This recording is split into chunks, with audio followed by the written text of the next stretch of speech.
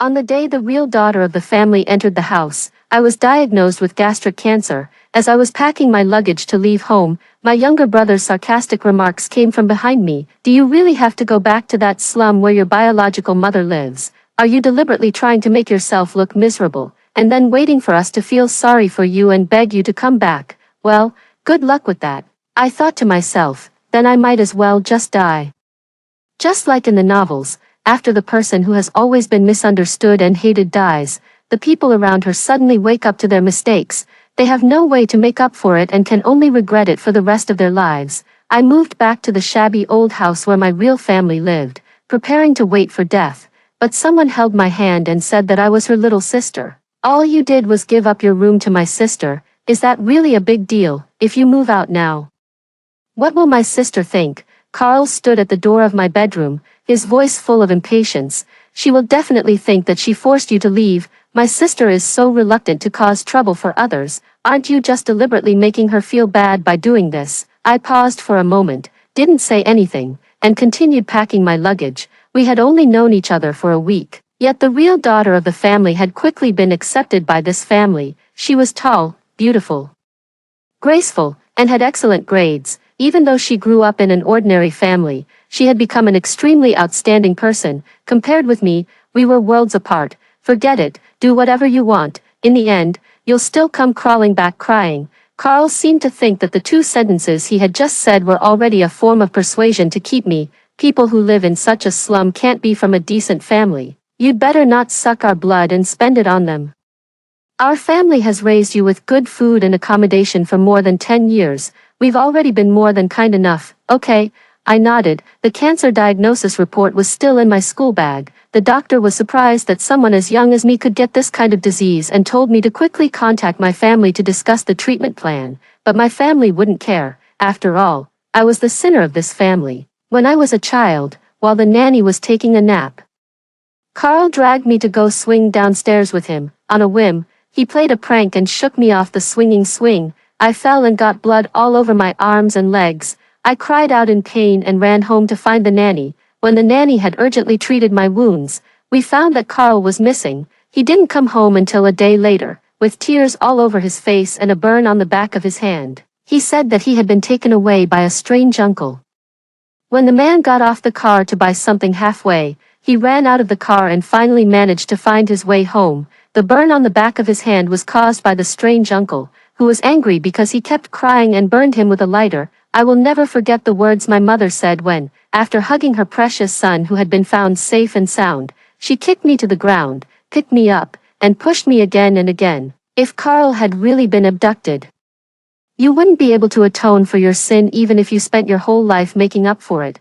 Why did you have to take Carl downstairs to play? Don't you never like playing on that swing? Did you do it on purpose? Max, I'm asking you, did you do it on purpose? If you weren't my own child, I really would want to beat you to death. I wanted to say that Carl insisted on taking me downstairs to play, and I also wanted to take good care of him, but I was injured at that time. And I was really in pain. I bled so much, and I was also very scared. Of course, I wanted to go home and find an adult, but my mother, who was extremely angry, looked so terrifying. My father, who had always opposed corporal punishment, also stood aside, looking gloomy and silently watching, smoking one cigarette after another. I was so scared that I couldn't say a word. Since then, my parents have rarely shown me a kind face. Every time I tried my best to please my family and worked hard to ease the relationship between us, the scar on Carl's hand would silently remind them that I almost made them lose their precious son. After living a life of being ignored for more than 10 years, it was time for it to end. If I died, maybe they would care about me a little. Then I might as well just die, I thought, just like in all the novels. After the person who has always been misunderstood and hated dies, the people around her finally realize how much they owe her and how much they love her, but she is already dead, and they have no way to make up for it. They can only regret it for the rest of their lives. A trace of unmentionable hope rose in my heart. I pulled the zipper of the suitcase shut with force, picked it up, and walked up to Carl. Oh, I see. Are you deliberately trying to make yourself look miserable, and then waiting for us to feel sorry for you and beg you to come back? Carl sneered. Well, good luck with that. I didn't call my blood relatives until I was on the bus. The girl on the other end of the phone had a loud voice and sounded a bit impatient. I'll send you the address later. The key is under the doormat at the entrance. Oh, by the way, my name is Lucy, I'm your sister. It would be a lie to say that I wasn't disappointed. I had thought that at least someone would be waiting for me at home. After a moment, I shook my head and thought. What was the point, after all? I was a person who was going to die anyway. I found the key and entered the house. There was a group photo at the entrance, showing a very good-looking young man and woman, but their expressions were cold, making it hard for people to get close to them. I heard that my father had already passed away, and only my mother was left, raising a son and a daughter, who were my blood-related siblings. Back then, there was a fire in the hospital. Carl's biological sister was taken away by a nurse and sold to a relative's family who didn't have children. I was taken away as the daughter of the Wilson family. While the Smith family thought that their daughter had died in that fire, the house was crowded and shabby, the furniture was outdated and mismatched, the lighting was poor, and the light in the living room was broken, perhaps because of years of trying to please others. It had been engraved in my bones. When I came to this new home, I instinctively wanted to do something. I walked into the kitchen and started cooking, but because I wasn't familiar with the kitchen utensils, I cut my hand while cutting the tomatoes, and I also burned the eggs. The smoke made me cough continuously. Just then, the front door opened, and the girl in the group photo pushed the door and came in. Then she was choked by the smoke in the room and started coughing. She covered her nose and ran into the kitchen. After seeing the situation clearly, she let out a scream. "Hey, what are you doing?" She grabbed me and pushed me onto the balcony, closed the balcony door, and was busy with something in the thick smoke. "If you can't cook, don't do it. Don't eggs cost money? Why are you causing trouble as soon as you get home? Are you used to being a young lady, a young lady? A young lady who wasn't loved?" I kept my head down and didn't say a word, but she got more and more excited as she spoke. "I'm telling you, our family doesn't have that much money for you to waste. Why did you bring such a big suitcase? Where are we going to put your things, really?" After she finished speaking, she pushed me aside. Then, the door opened again. It was the young man with a cold face in the photo. He glanced at me, didn't say anything, and turned to enter the bathroom. I stood there, feeling so embarrassed that I couldn't move. After a while, someone patted me on the shoulder. Make way, make way." I instinctively moved aside, and her soft black hair fluttered past me. "I'm your sister. My name is Lucy. That's your brother, Tom. Tom, come out and eat." I walked to the dining table and sat down. Lucy continued to bring out the dishes: stir-fried chives with eggs, stir-fried tomatoes with eggs, stir-fried chili peppers with eggs, and a pot of fragrant steamed rice. I forgot about my embarrassment and couldn't help but be shocked. "Why are they all stir-fried eggs, Lucy? Seeing that you burned so many eggs just now, you should really like eggs, right?" I stir-fried all the eggs in the refrigerator. "If Mom comes back and scolds me, you have to take the blame for me. Didn't she dislike me? Didn't she mock me as a young lady as soon as we met? Why did she stir-fry all the eggs in the refrigerator for me?" But she didn't seem to want to answer my questions. Instead, she got up and walked to the door of the bathroom and kicked the bathroom door hard. "Tom, come out and eat. What are you doing hiding in there?" A moment later, Tom came out. His hair was wet. Tom said the first sentence since we met. He said, "I'm a bit nervous. I'm embarrassed." "Lucy, what the hell are you embarrassed about? She's also your sister, born from the same mother, your real sister. Do you really have to wash your hair and style it specially when you meet her? Just looking at your stupid look makes me want to hit you." Tom walked to the dining table and sat down, looking at me and saying, "Sister." I also started to feel nervous for no reason and nodded. He took out a watch from his pocket and handed it to me. "This is the gift I prepared for you as a token of our meeting." I took it and suddenly realized that I had been thinking only about myself and hadn't prepared anything for my real family. Lucy said, all right, hurry up and eat. "I'm starving." "Tom, where did you get the money? Did you help someone play games again?" Tom said, "I earned it by selling myself." I coughed violently, choked by my saliva. "Tom, my deskmate's ex-boyfriend always blocked her at the school gate. I pretended to be her boyfriend and beat that guy up. She gave me 300 yuan as hard-earned money." Just then, my phone buzzed. It was a message from Carl. "How's your new home? Are you having a good time living in the slum? Did you think that Mom and Dad would call to ask where you went? You're thinking too much. Our family of 4 went out for a big meal. He also attached a photo of a riverside restaurant and a group photo of their family of 4. I didn't reply. A few minutes later, Carl sent another message. Do you know that we cleaned up the junk you left behind this afternoon and saw your composition from junior high school? You're so funny. When did Mom take you to the hospital in the rain? I just remember that once you had gastroenteritis, Mom didn't even bother to pay attention to you and turned around to go shopping with me to buy shoes. Do you know what Mom said when I showed her your composition? A sharp pain hit my stomach, embarrassment and helplessness made my fingers tremble. I typed in a panic. Why did you send it to her? This was just a composition I wrote when I couldn't figure out how to write an essay titled, My Dearest Mother. I just copied it randomly from a composition book. Was it really worth mocking? But before I could send this sentence, I received a screenshot of a chat record. Shortly after I left, Carl sent a screenshot of the composition to my mother, and my mother simply replied, sentimental, sentimental. Mom seemed to like using these 2 words to evaluate me. Every time I cried in front of her, she would say that I was sentimental. When was the first time I heard these 2 words? I thought I had forgotten. But at this moment, I actually remembered it clearly. In the first year of junior high school, Carl wanted to travel abroad alone. Mom was worried about his safety and refused. The mother and son had a rare quarrel, and Mom even said that he was not sensible. A few days later, Carl went out in the snow and bought a small cake for me. That night, he caught a high fever from the cold. Mom stayed by his hospital bed all night without sleeping, feeling extremely distressed. But Carl said indifferently, it's okay, my sister wanted to eat the first cake of winter, so I bought it for her. Mom, you're not allowed to scold me for being not sensible anymore. Before I could react, a water cup was thrown at me. Are you out of your mind? Mom stood up and pointed at me, her eyes red. Would you die if you couldn't eat this cake? You had to make your younger brother go out and buy it in the snow. Were you starved to death in your last life? I stood there in a daze. It took me several seconds to stammer. I didn't say I wanted to eat the cake. Carl was silent for a while and then said, oh, I went out to buy it on my own. Mom, don't be angry. You still won't admit it. Mom pushed me hard. My leg hit the corner of the bed with a dull thud. There were doctors, nurses, and the families of other patients in the same ward standing by. The water from the cup soaked through my upper clothes. I wasn't wearing the right underwear during my puberty. And I felt that everyone was laughing at me. For the first time, I truly understood the feeling of wanting to find a hole in the ground to crawl into. Everyone's eyes were on me. No one said anything. I could only hear my own rapid breathing with a sobbing tone, and the sound of me sniffling awkwardly. It was Mom who broke the silence. Carl isn't even crying. What are you crying for? You're so sentimental. The follow-up to this incident was that Carl got what he wanted.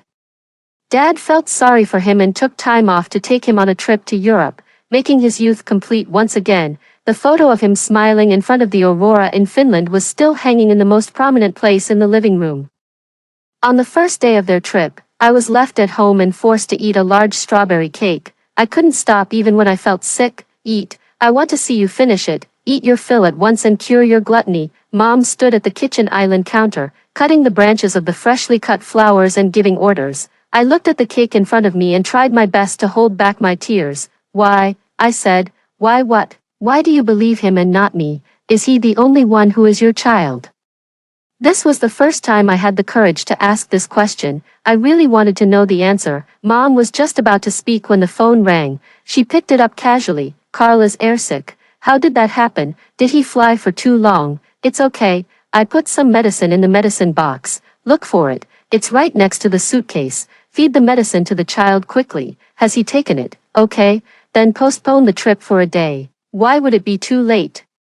Just play for one more day and it'll make up for it. All right. Give the phone to Carl. She gave a few more instructions in a nagging tone. With a concerned and gentle expression, I guessed that she didn't even realize that the corners of her mouth involuntarily turned up when she was talking to Carl. After hanging up the phone, she noticed that I was looking at her, averted her gaze, and gave a soft snort. I didn't know what that soft snort meant, but at that time, her disdainful eyes and the corners of her mouth that turned down slightly made me feel lowly and insignificant. I was like a stray cat that had been picked up, thinking that this was my home, but if I accidentally touched the toy that the house cat liked, I would immediately be kicked away. When I rubbed against their legs, they would even smile and comment that this little beast was really being sentimental. Since then, I never said anything about what I wanted to eat again.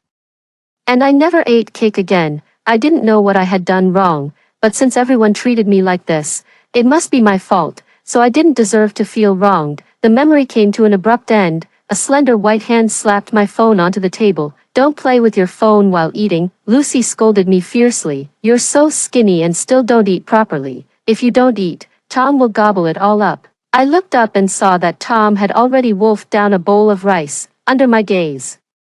Tom felt embarrassed. How about you eat first, sis? I'll eat after you're done. Oh, actually, I'm not usually this gluttonous. I was just really hungry after the training earlier. I usually pay a lot of attention to my image. A strange and unfamiliar feeling welled up in my heart, and I quickly waved my hand. It's okay, let's eat together. Eat more if you're hungry. I took a bite of the stir-fried tomatoes and eggs. The taste was fresh and fragrant.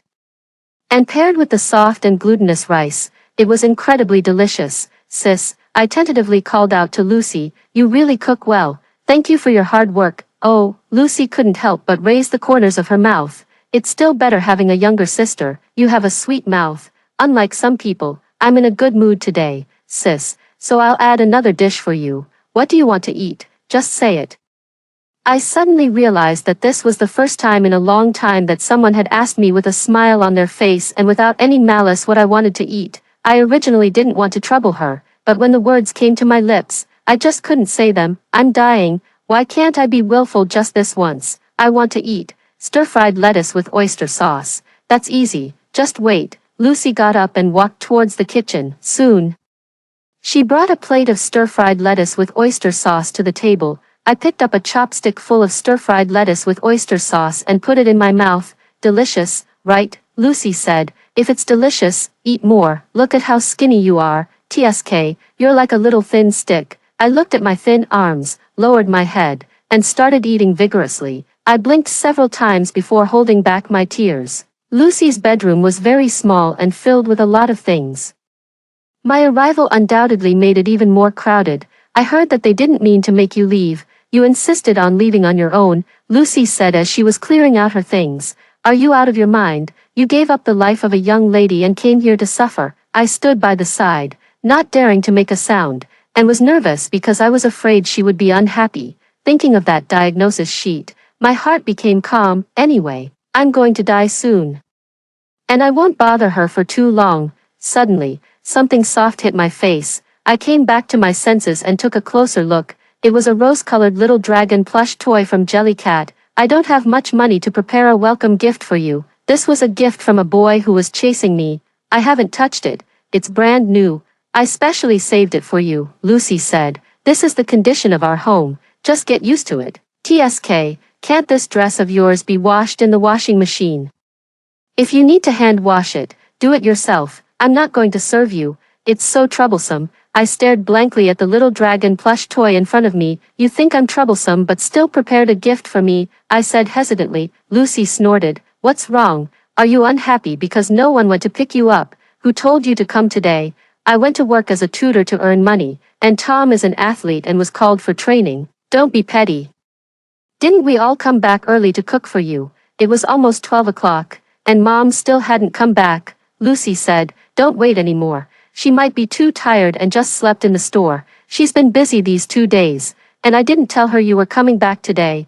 I nodded. After we washed up one after another, we put on our pajamas and lay on the bed together. Just as I was about to fall asleep, I felt a warmth in my palm. Lucy had held my hand.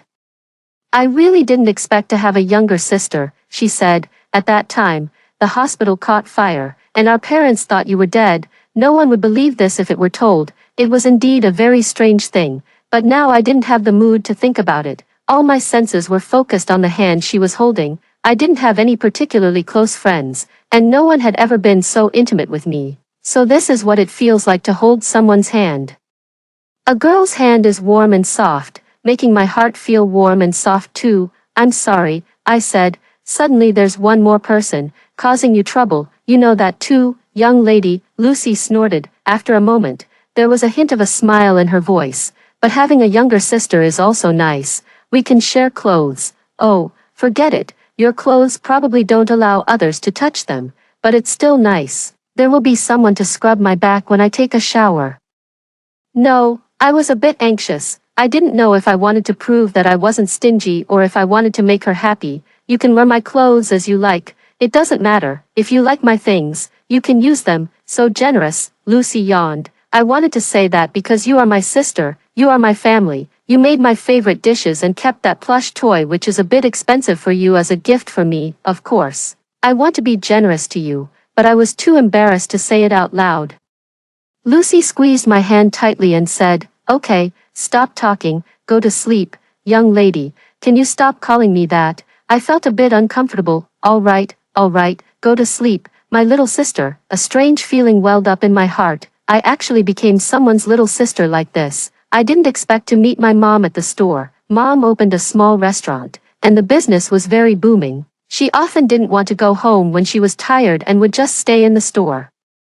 Unlike the haggard middle-aged woman I had imagined who had brought up two children with great difficulty, Mom looked in high spirits. Although there were fine lines at the corners of her eyes, they couldn't hide the radiance of her features. As soon as she saw me, she took off her apron, hugged me tightly, and looked me up and down. Her eyes were full of love that couldn't be hidden. The last time I met Mom was at the paternity testing center. At that time, she was crying bitterly because of her excitement, and I was stunned because I had just found out that I wasn't their biological child. I didn't even say a few words to her. At that time, she had mentioned asking me to go home, but I wasn't ready at all and immediately refused. If Carl hadn't forced me to give up my bedroom and I hadn't happened to be ill, I probably wouldn't have come back. The last time we separated, Mom missed you so much, but Mom was also afraid that if I called you, you would find it annoying. The two families are so different, and it's normal that you can't accept it for a while. Mom understands. Mom didn't have the slightest bit of dissatisfaction with me, as if my previous refusal hadn't happened. This made me feel ashamed. The business in the store was very busy, and we didn't have much time to chat. Tom and Mom were busy, and Lucy was standing at the counter, holding the account book and calculator to check the accounts. She was very quick in her actions, and her mind was even quicker. In a short while, she had checked the accounts for the past few days. I finally found an opportunity to talk to her and asked, "Sis, the business in the store seems to be quite good. Why does our family still seem so poor?" "Right, because we have external debts," Lucy said. "Our dad died of cancer. We borrowed money from all our relatives and friends, but we still couldn't cure him, even after he died. The money still had to be paid back. After paying and paying, this is how it is. Alas, it will be paid off soon." When I heard the word, cancer, my heart suddenly tightened. I had been busy since yesterday, and I almost forgot about my illness. For the first time, I began to feel afraid. Why did I think that death was a tragic and romantic thing before? It's clearly so terrifying, and I'm still so young, after living for so many years. I just found my own relatives and experienced a little bit of the feeling of happiness. Why do I have to die? Lucy put away the account book and ran to the back kitchen to help. I originally wanted to go too, but suddenly I was horrified to find a few familiar faces. They were a few classmates from the next class. They were Carl's friends. Although Carl and I were 2 years apart, he had skipped a grade and was in the same grade as me. Most of his friends knew me. For a moment, I was a bit flustered. If they saw me, they would definitely tell Carl. I could almost imagine how Carl and the others would laugh at me at school. "Sis, what's wrong with you?" Tom gave me a strange look when he passed by me with a dirty plate. Lucy happened to come out too and turned her head to look at me with him. My inappropriate pride made me feel embarrassed. I pointed at the few people who were about to push the door in and said in a low voice, "Those are my classmates." "Ha, your classmates. What's wrong with your classmates?" Tom looked confused. He clearly didn't understand what was wrong with being known by classmates that he was helping in his family's store. "You're so silly." Lucy slapped him on the head. "Your sister is embarrassed, that's all." I felt even more ashamed. They were working hard for their lives, paying off their debts, and were honest and upright, but my reaction was as if they were something to be ashamed of. Come here, come here." Lucy grabbed me and pulled me into a small room next to it. "You can sit here for a while. Come out after they leave. You can charge your phone here. Play with your phone for a while." She got out of the way, and after a while, Tom came in and threw me a bag of potato chips, an apple, and an orange. "Sis, eat this. I'm going to be busy now." I took a bite of the apple but only felt that it tasted like nothing. I used to think I was very pitiful, for the first time in my life. I saw my own meanness. I had always been looking at myself but had forgotten to consider other people's feelings. But it's not just me who can be hurt in this world, everyone has feelings, and everyone can be hurt. What's more, they are my family. I really couldn't sit still. I pushed the door open, took the plate from Lucy's hand, and walked towards the back kitchen. Lucy looked at me and said, "Why did you come out?" I said, "You're all working." And I feel a bit embarrassed sitting there by myself. Sure enough, those classmates quickly noticed me. They were like they had discovered a new continent. The leading boy said, "Hey, isn't this Max? What are you doing here?" I originally thought I would be very ashamed, but the moment he opened his mouth, I suddenly became confident. What was there to be embarrassed about? This is my family's store, and I'm here to help, I said. Those people were stunned for a moment instead. The boy didn't want to miss the opportunity to mock me. "Your family? Didn't your family run a hotel business? When did you get into the catering industry?" After saying that, he exaggeratedly looked around at this simply decorated small store, full of sarcasm. They all laughed. I said, "Are you guys so ill-informed? Carl's parents and I have no blood relationship. This is the store my biological mother opened." They didn't expect me to be so candid, and for a moment, they were all speechless. After a moment of silence, a girl with chestnut hair curled her lips. This kind of crappy store, yet you young masters and ladies still come to eat here. The food must be really good, right? Thank you for patronizing my family's business. Do you want to order a fish? It's nutritious and good for your brain. Next time, don't accidentally send the message scolding the head teacher to the big group. I'll really be embarrassed for you. After I finished speaking, I smiled in the way she usually treated me. My heart was beating very fast. I still wasn't used to having conflicts with others, but I didn't want to hear others say in such a disdainful tone that the store my mom had worked so hard to run was this kind of crappy store. You. The girl with chestnut hair got angry and pushed the boy who had spoken first. "What are we eating for? It spoils my appetite. Let's go, let's go." They left in a hurry. I stood there, took a deep breath, and tried to calm down my rapidly beating heart. Lucy stood aside with her arms crossed and said, "Not bad. You have some fighting spirit. You can't be bullied at school either. If someone bullies you, tell me, and I'll let Tom bite them." She ruffled my hair. And I couldn't help but grin at her. I felt a bit silly, but my heart was warm, as if a place that had always been empty was filled with something warm. Finally, after the busy meal time passed, Mom brought several plates of dishes and set a table, which was my welcome dinner. They ate and chatted about some everyday topics. Lucy had won a scholarship again and planned to add some money to buy a new phone. Tom's pants were too short and he needed to buy new ones. Today was Dad's death anniversary.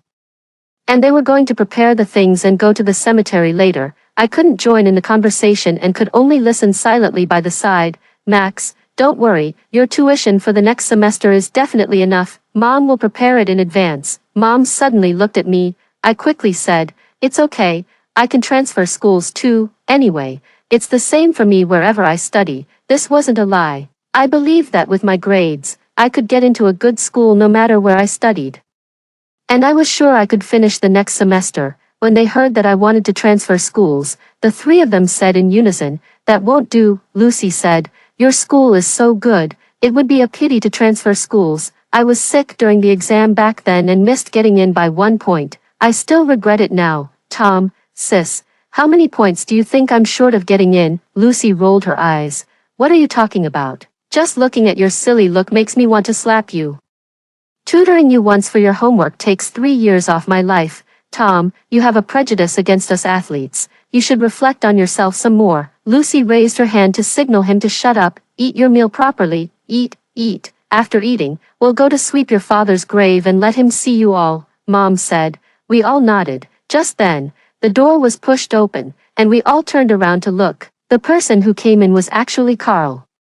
It must be that those classmates just now tipped him off. Carl frowned and sized up the small store. He didn't show any intention of greeting my family at all. He strode up to me and said, "Max, why didn't you reply to my message?" Carl did send me a message in the morning. He asked me what I was doing. It was really unusual. All along, it was me who had been trying to please him. I would send him a lot of nonsense and prepare many gifts that he looked down upon, although he wouldn't accept them.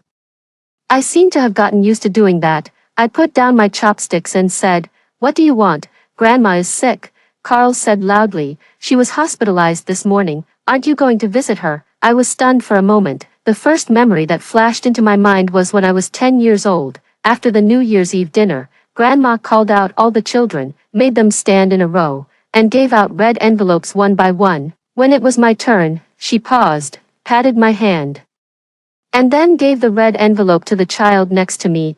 I just felt extremely embarrassed, and my outstretched hand hung stupidly in the air. It wasn't until the next child received the red envelope and loudly said the auspicious words that I came to my senses and retracted my hand. The adults chatting nearby all saw it, but no one asked why, not even my parents. Before going home the next day, several children deliberately showed off the red envelopes they received in front of me. One child even asked, "Mom, why didn't Grandma give her a red envelope?"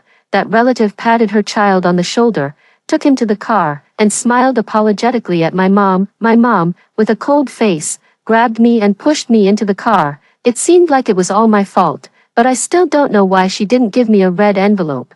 There were many such things. During this year's family gathering, halfway through the meal, she suddenly slapped the back of my hand with her chopsticks and said, "I heard that Carl caught a cold because he went out to buy you a cake. Why are you so greedy?" It has been several years, but she still treated it as something that happened recently. The relatives all said that she might have a bit of Alzheimer's disease and should be taken to the hospital, but I just felt that even if she was sick, she still didn't forget to hate me because of Carl. Looking at Carl, who seemed to be here to blame me, I put down my chopsticks and for a moment, I didn't know what to say. Logically speaking, I should go, but Mom said that today was Dad's death anniversary, and we were going to sweep Dad's grave. Seeing my silence, Carl said, "What do you mean, you don't plan to go?" Mom quickly said, "Max, if you want to go, just go. It's the same to sweep the grave another day. Dad won't blame you." I looked at Mom. She spoke sincerely, and her eyes were full of concern for me. There was only a little bit of barely noticeable regret. "Today is my dad's death anniversary, and I'm going to sweep his grave." I said to Carl, "Can I go later?" Carl's eyes widened. "What do you mean, go later? Aren't you worried at all that Grandma is sick? Do you have any conscience?" My fingers curled up and then relaxed. Conscience? Can't I go after I finish sweeping the grave? Of course not. She needs someone to take care of her now. She doesn't want to trouble us. And she doesn't like being taken care of by a nurse. "It has to be you." Carl said it with such confidence, as if he didn't think there was anything wrong with it at all. I bit my lip, and a dull pain came from my stomach. "I'm not feeling well," I said. "You're so selfish, Max. First, you talk about sweeping the grave, and then you say you're not feeling well. You might as well just say you don't want to go. Ungrateful wretch." The angrier Carl got, the more he reached out and grabbed my arm, pulling me outside. "What are you doing? My sister said she doesn't want to go." "Are you deaf?" Tom said aggressively. "Get out. Believe it or not, I'll hit you, whether at home or at school." Carl was always treated like the center of attention. When had he ever been scolded like this? His face darkened immediately, and he was about to hit Tom. Subconsciously, I pushed him away. He wasn't on guard and fell to the ground. Carl was completely stunned. "You laid a hand on me." Carl looked at me in disbelief. "You laid a hand on me for this kid." He looked at Tom and then at the new watch on my wrist. It seemed that he understood something. "Just a piece of junk like this watch. Such a cheap thing. And it bought you over, instantly." A surge of anger rushed to my head. That was a gift Tom had prepared for me. In order to buy this gift, he not only pretended to be his deskmate's boyfriend and got into a fight with someone but also spent all the pocket money he had saved for a long time. How dare Carl call it a cheap thing? "This is a gift my brother bought for me. It's not a cheap thing." I was so angry that I was shaking all over. "Get out. If you want to visit your grandma, go by yourself." "I'm not going." "Carl, Max, are you out of your mind? Do you really think this slum is your home?" Slap. I slapped him hard across the face. "Show some respect to my family. My home isn't a slum," I said, trembling. "Get out." Carl seemed to be stunned by my slap. He didn't move for a long time. After a while, he stood up, pointed at me, and said, "Fine, you did a great job. I was going to persuade Mom to let you come home, but forget it. You just wait." he turned around and left. I felt weak all over. Just as I was about to go back to the table and sit down, Tom rushed over and hugged me. I almost fell. Sis, you're so cool. Does this count as you hitting someone for me? I want you to be my sister in my next life too. Maybe it was because of the confrontation with Carl during the day. At night, my stomach started to ache faintly again. People's thoughts change so quickly. Not long ago, I wished I could die soon and make everyone regret it. Now, I think I was a bit unreasonable back then. Only those who truly love you will be sad about your death. But those who truly love you won't be willing to hurt you when you're alive. Punishing those who don't care about you at all with death is just stupid. I'm already an educated high school student. How could I have such a thought? I don't want to die. If I die, my family will definitely be very sad. I haven't had the chance to live a good life yet, and I haven't had the chance to be good to them. My brother's watch, my sister's little dragon plush toy. Such precious gifts. I haven't had the chance to give a return gift yet, but I remembered what my sister said during the day again. Dad died of cancer and spent a lot of money. Now that we're finally almost done paying off the debt, if we borrow more money because of me, how desperate they would be. If there were no debts, with Mom's ability to make money, I believe our family would at least be a well-off family with savings. Don't they deserve a better life? I sighed. I couldn't fall asleep all night. And the next day, I had to go to school with 2 dark circles under my eyes. My situation at school was even worse than before. Everyone's curious or purely malicious gazes followed me everywhere, and some people even played some boring pranks. If it were before, my response might have been to endure it, but now I don't want to endure it anymore. We're all children loved by our mothers.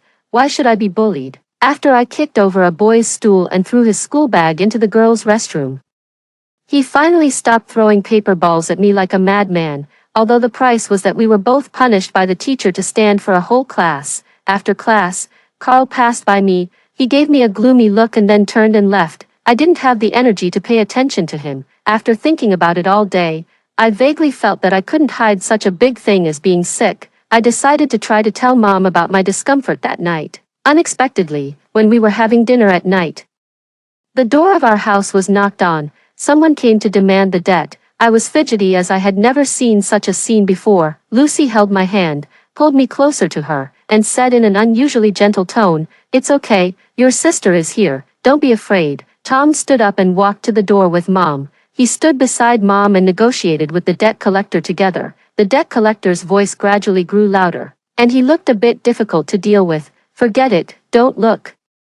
Lucy took me to the bedroom. After a while, she brought a plate of food and said softly, "You can eat in the room first. It's okay, everything will be taken care of." After saying that, she stroked my head, sat beside me, and said to me pretending to be relaxed, "Let's buy a lottery ticket when we go for a walk tonight. I feel like we'll definitely win this time. Then we can move to a bigger house. How about arranging a separate bedroom for our young lady?" I looked at her. She smiled and said, "What are you looking at? Do you not want to live separately from your sister?" I couldn't help but lean on her shoulder. In this situation, they still cared about my feelings and were worried that I would be scared. I couldn't bring myself to tell them and cause them an even bigger problem. Fortunately, I soon saw an opportunity. The big exam was approaching, and the school was selecting people to participate in the English competition again. If I performed well enough, I should be able to get 2 bonuses. Since Carl lost face because of me, he seemed to pay special attention to me. Noticing my recent changes, he sneered sarcastically, "You've been working very hard recently, because I want to get the scholarship," I said calmly. Before Carl could speak, those classmates who were on good terms with him seemed to have heard the funniest joke.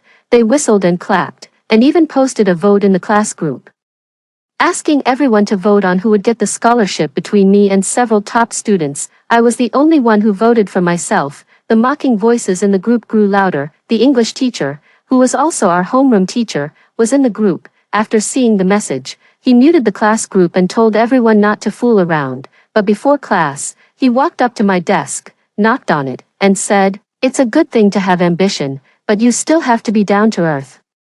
I won't say anything else, just talk about your spoken English." The girl with chestnut hair who had been to Mom's restaurant before exaggeratedly imitated my clumsy spoken English, and the classmates couldn't stop laughing. "People will always improve.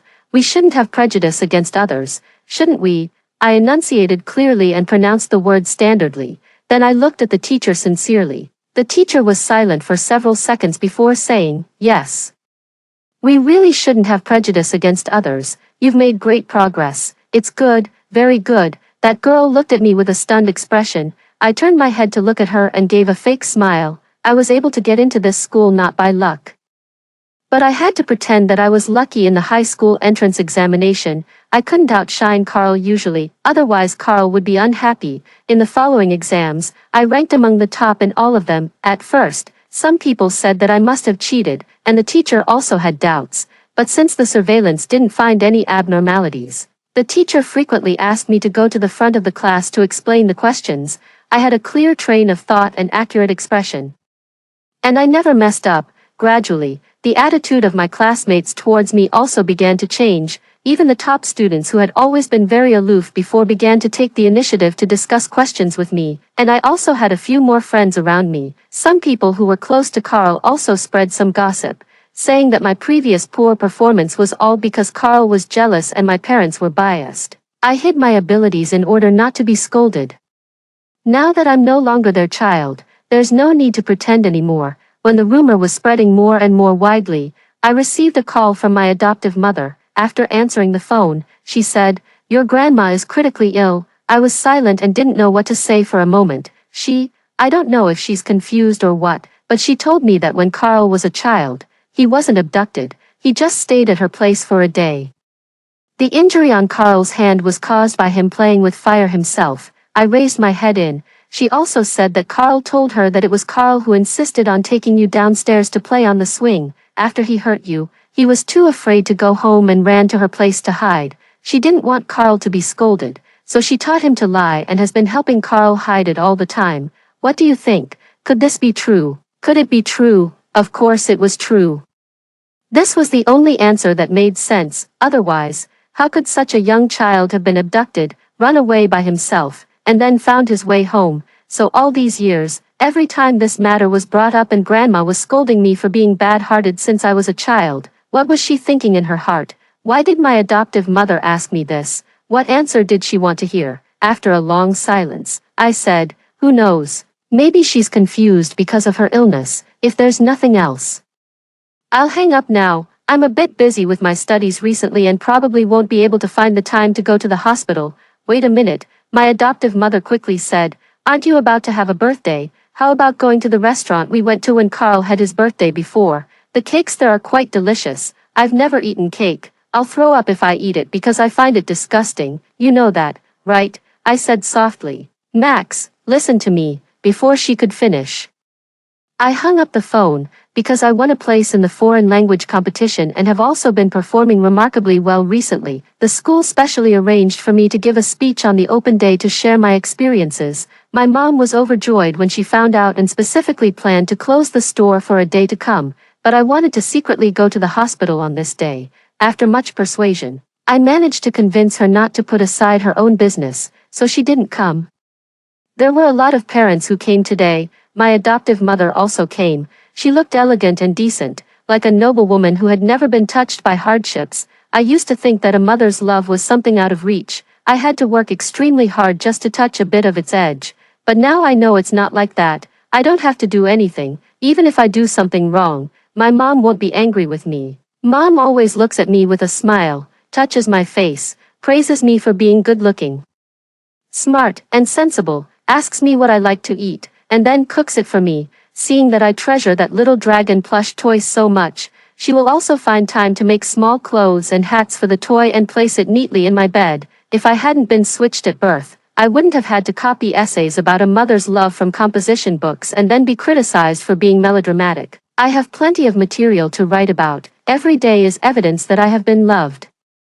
Taking a deep breath, I cut off my train of thought and began to share my learning experiences. After the sharing, I said seriously, "I think the support and encouragement from parents are crucial for children. I am very grateful to my family, especially my mom." My adoptive mother raised her chin. Her eyes became gentle, the corners of her mouth turned up slightly, and she softly said to the parent beside her, "This is my daughter. It's just a pity that my mom was too busy to come today." I will strive to achieve good results in the future and let her come next time if there is another opportunity. I glanced at her and said to the parents in the audience, "Thank you, uncles and aunts." The expression on my adoptive mother's face froze for a moment, then she turned her head as if nothing had happened, clenched the handle of her bag tightly, and the veins on the back of her hand bulged. The parent next to her probably knew the inside story and couldn't help but snort. Then he turned his head and joined the others in clapping, ignoring her. After the event ended, just as I was about to go downstairs, she called out to me from behind, "Max," she said. I stopped and turned around. "Auntie," she maintained that slightly stiff smile and said, "Auntie, why are you calling me that? I have a mom now," I said. "My mom treats me very well and loves me a lot. I have to consider her feelings. How could I still call you mom?" "Max," she grabbed my hand.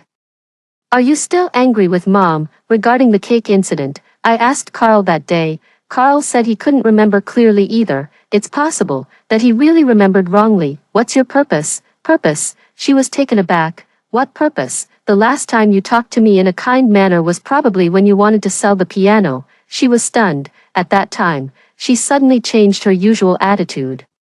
She smiled and cut a plate of fruit for me and chatted with me about some everyday matters. I was overwhelmed by the unexpected favor and couldn't bear to eat the fruit on the plate. She told me that she wanted to cancel my piano lessons and sell the piano at home. I asked why, and she just vaguely said that the family needed money. I nodded and agreed immediately. And I even gave her the several hundred yuan of pocket money I had saved up. But then she took Carl to buy a watch worth hundreds of thousands of yuan as his birthday gift. The family didn't lack money at all. The reason for canceling the lessons and selling the piano was simple. Carl also learned to play the piano, but he really had no talent. Every time he heard the teacher praise me for playing well, he felt uncomfortable. Since he was uncomfortable, I couldn't continue learning to play the piano, even though the piano was the only little ray of light in my dull and depressing life. Mentioning this matter, my adoptive mother seemed really at a loss for how to excuse herself. She stammered, "Well, that's because you couldn't bear to see Carl unhappy. I remember that when you took my pocket money, you even laughed at me with the maid at home, saying I was stupid. You can believe anything I say. Can you explain why you did that?" My adoptive mother blushed with embarrassment. "Max, Auntie, I don't know what your purpose is for coming to me today. Are you trying to make me give up something again? I hope you can just say what you want to say directly." "No, I just want to care about you. I have no other purpose," she explained anxiously. I looked at her and couldn't help but snort softly. I finally understood what that snort meant when she forced me to eat the cake a long time ago. It was a lack of trust, yet a disdain to expose the other person. Who would believe that? After saying that, I pushed her away and strode out of the school. The smell of disinfectant in the hospital was very strong. It hadn't been long since the last examination, but I felt as if a lifetime had passed. The doctor had a serious expression. He said that I was young after all, and the disease hadn't progressed rapidly. But I had to start treatment immediately and couldn't delay it any longer. I asked him about the approximate treatment cost, and when he told me a figure, my heart sank instantly.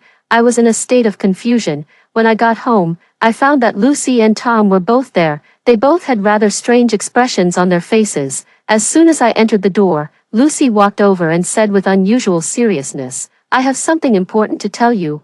I nodded, and tears immediately welled up in my eyes. I don't know why. I was fine outside, but as soon as I saw them, I felt like crying. Both of them were flustered and asked me what was wrong. I kept wiping my tears and couldn't even speak. I had gone through so many grievances, being hated and bullied by my so-called relatives, and suffering unfair treatment. I thought my life would end like this, but suddenly, I was able to live a life with a family overnight, and I got to know what it felt like to be loved and protected. I wished I could make one day last like a year. Why did I have to lose all of this?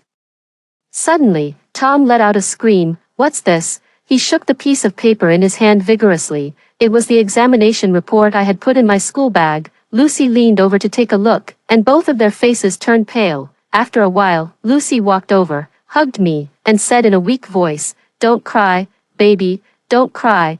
I was just about to tell you that our family has money now. The lottery ticket I bought won a prize, and it's just enough for us to pay off the debt." I was stunned for a moment and subconsciously said, "Ah, that's great, our family doesn't have to be in debt anymore." Lucy couldn't help raising her voice.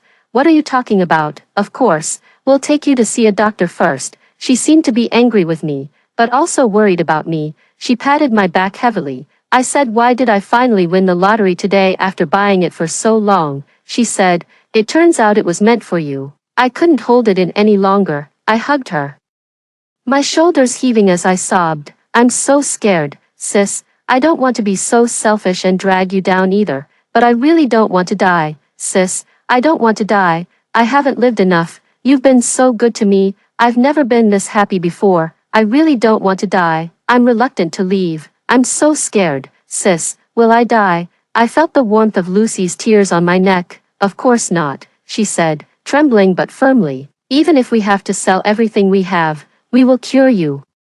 Don't be afraid. We're all here. In the hospital, the doctor was discussing the specific treatment plan with my mom, while I sat outside with Lucy and Tom waiting, not having to face such a terrifying thing alone. My fear lessened a lot. The three of us were chatting softly when suddenly we heard a rush of footsteps. I looked up and saw my adoptive father and adoptive mother. Tom didn't know them, but seeing them staring at me, he immediately stood up and shielded me, looking very vigilant. When my adoptive mother saw me, her eyes turned red, and she said, Max, why didn't you tell us you were sick? How are you? Subconsciously, I turned my face away, not wanting to look at them. Tears streamed down my adoptive mother's face. It's Mom's fault. When you didn't eat properly before, Mom should have noticed it. If you had noticed, you would just say I'm being melodramatic, I said, so it doesn't matter. Tears poured down my adoptive mother's face, and she raised her hand to cover her eyes. She tried to say something several times, but she couldn't make a sound because of her sobs. I got up and wanted to get away, but she suddenly burst into tears. My daughter, she wailed, hugging me tightly and squeezing my body. Come home with Mom. Mom will take you to another place to get treated. Don't hate Mom, okay? I knew she wasn't acting. She was truly sad, for me and for herself. There would never be anyone like me again who, after being wronged by her, still stupidly believed every word she said, gave her all my meager pocket money, and gave her the purest and most precious love in the world. Carl wouldn't, and neither would the biological daughter she had recognized after so many years. Hearing her crying, my adoptive father's eyes also turned red. He said, Max, don't worry about the money. We'll cover your medical expenses. No need, sir. Lucy said, of course, we'll take care of our own child. How could we let her be sick and not treat her? I even care when she plays with her phone and doesn't eat properly. With such a serious illness, don't you think someone will care about her? Tom also said, that's right, I do all the housework at home. I never let her lift a finger. If she goes back with you, she'll have to take care of the old lady. Why go back and suffer? My adoptive father's face looked embarrassed for a moment. I've already taught Carl a lesson. What he said was too much. Carl, there was a dragging sound of footsteps, and Carl appeared at the stairway. He had obviously heard our conversation just now, and his face looked very unpleasant. My adoptive mother let go of me, strode over, and dragged him in front of me. She said, apologize to your sister. Say it. Carl lowered his head and didn't say a word. My adoptive mother pushed him, and he suddenly became angry. What should I say? Are you so old that you can't tell whether those things are true or false? What were you doing before? Do you know that the stomach is an organ related to emotions? I think if you had been nicer to Max, she wouldn't have gotten cancer at such a young age. After saying that, Carl turned around and ran away, seeing that I really didn't want to talk to them and couldn't stand Lucy and Tom's sarcastic remarks. My adoptive father quickly left a bank card behind and took my adoptive mother away. Tom chased after them and forcefully stuffed the bank card back before letting them go. Do you think you can run away from me? Don't you know that I'm an athlete? Tom felt strangely proud. I couldn't help but laugh. It turns out that even in the saddest moments, there are moments when you can laugh, as long as you have important people by your side. After waiting for a while, my mom still hadn't come out. I went downstairs to get some fresh air and unexpectedly saw Carl by the flower bed. When he saw me, he suddenly stood up and blocked my way. What did the doctor say? Are you okay? I took a step back and wanted to turn around and go back to the hospital, but he grabbed my arm and pulled me back. Do you really not want to talk to me anymore? Why do you keep rejecting my friend request? You never treated me like this before. I don't have the energy to play along with you. if you want to use me to play the victim and make your parents feel sorry for you, you'd better not do it, I said. I didn't. His eyes actually turned red. I was ignorant before. It was my fault. Grandma always said that if it weren't for you, everything at home would be mine. But now I know that only you are truly good to me. Only you don't care about my mistakes, sis. Won't you forgive me? Seeing that I didn't say anything, he sniffled, looking very aggrieved. You're the only sister I recognize. She doesn't deserve to be my sister at all. I treated her so well, but she actually spoke ill of me behind my back to her friends. His eyes were full of grievance, as if he was still waiting for me to take the initiative to talk to him and comfort him like before. Regardless of how excessive his actions towards me had been, he, who had been loved by everyone since birth, thought all of this was, you treated her well, but she still spoke ill of you behind your back, I said, as expected. You two are real siblings. Carl looked at me in disbelief. What did you say? He was about to say something when Tom suddenly rushed out and kicked him away. What are you doing? What are you doing? What are you doing? Tom said angrily. Do you really want a beating? Are you harassing my sister again? What tricks are you trying to play, you little schemer? After saying that, Tom warily pulled me behind him and escorted me into the hospital. Sis, don't go. Carl chased after us. Come home, okay, we'll take you to a better hospital for treatment. I looked at Carl's slightly red eyes. This is the end of our relationship in this life. From now on, my life, death, honor, and disgrace have nothing to do with you. That's your home, not mine. If there is a next life, Carl's eyes lit up slightly, as if he thought this was a sign that my attitude was softening. If there is a next life, I hope I won't meet anyone from your family again. Thinking about it, I really feel it's not worth it for myself. I actually missed out on more than 10 years with my real family because of you. Carl stood there dumbfounded and actually started crying. Sis, don't say that, okay? Are you deliberately trying to make me angry? You're not important enough for me to deliberately do something to you.